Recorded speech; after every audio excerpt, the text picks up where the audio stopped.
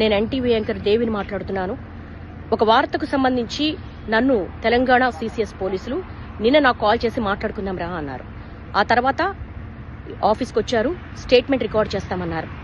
ఆ రికార్డ్ చేసే ప్రతి ప్రశ్న 3 గంటల పాటు నాకెంత మెంటల్ హరాస్మెంట్ ఉన్నా, నాకు సంబంధించింది కాకపోయినా, కేవలం నేను చేసింది వార్తను చదివాను. అది నా వృత్తి ధర్మంలో భాగంగానే చదివాను.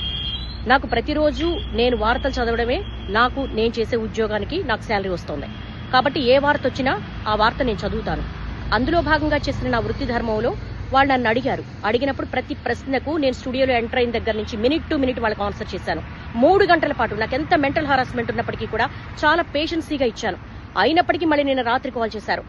నిన్న రాత్రి కాల్ చేసి మళ్ళీ ఈ రోజు పొద్దున మళ్ళీ స్టేట్మెంట్ రికార్డ్ చేయాలి, మళ్ళీ రమ్మన్నారు. నేను ఒక మహిళా జర్నలిస్ట్ ని, నా ఇంటికి వచ్చారు, నా హస్బెండ్ తో మాట్లాడారు.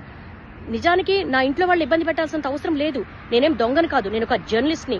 22 సంవత్సరాల పాటు ఒక్కొక్క మెట్టు ఎక్కుతూ మా కెరీర్ ని బిల్డ్ చేసుకున్నా. ప్రతి జర్నలిస్టు కూడా వాళ్ళ వృత్తి ధర్మంలో భాగంగానే వార్తలు అందిస్తారు. ఓకే, జరిగిన దానికి మీకు క్షమాపణ కూడా చెప్పాం. అయినప్పటికీ కూడా ఒక మహిళను కూడా చూడకుండా ఇంటి దగ్గరికి పోలీసులు పంపించాల్సిన అవసరం ఏంటి? నా హస్బెండ్ తో మాట్లాడాల్సినంత అవసరం ఏంటి? ఇవన్నీ కూడా ఎందుకు తెలంగాణ పోలీసులు ఇంత దాష్టికానికి పాల్పడుతున్నారు?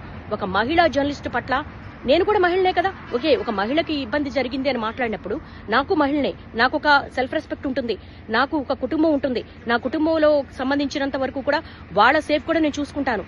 కానీ ఎందుకు ఇంత దాష్టికానికి పాల్పడుతున్నారు? ఇది చాలా అన్యాయము. ఇలా నన్ను రోడ్ల మీద పరిగెత్తించడం అనేది న్యాయం కాదు. నేను నా వృత్తి ధర్మంలో భాగంగానే చేశాను, స్టేట్మెంట్ కూడా ఇచ్చాను, ఎక్కడికి పారిపోలేదు. కానీ తెలంగాణ పోలీసులు ఈ విధంగా సెర్చ్ చెయ్యడము, ఆఫీస్ దగ్గరికి రావడము, ఇంటి దగ్గరికి రావడం అనేది చాలా అన్యాయం. ఈ దాష్టికాన్ని ప్రతి ఒక్కరు ఖండించాల్సిన అవసరం ఉంది.